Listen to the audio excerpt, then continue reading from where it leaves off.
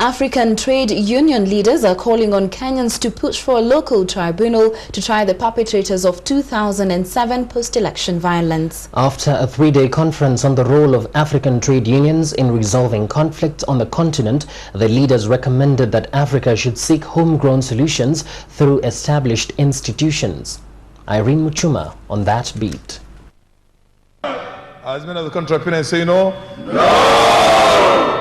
With the special local tribunal bill pending in Parliament, calls for its establishment continues to intensify.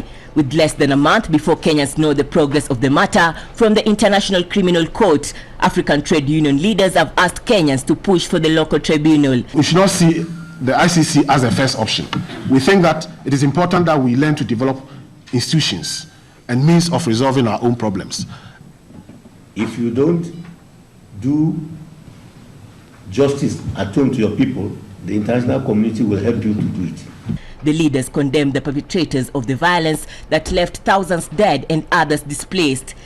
They welcomed the move by the international community in calming the country, but expressed with grave concern the need for African countries to establish their own tribunals. As long as the deadline is not over yet, whatever is possible to be done, we think it is in the interest of Kenya and in the development of institutions on this continent that the Kenyan government and its people do everything possible to set up this local tribunal. Of course, we have indicated that in an event that does not happen, we don't think that those responsible for the violence should go scot-free, and therefore we at the end indicate that it will then be necessary for the International Criminal Court to undertake whatever processes are necessary for bringing justice to those who suffered in that period.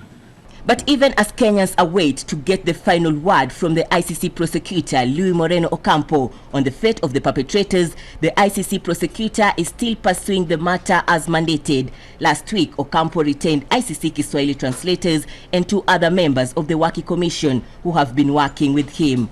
Irene Muchuma, Channel 1 News.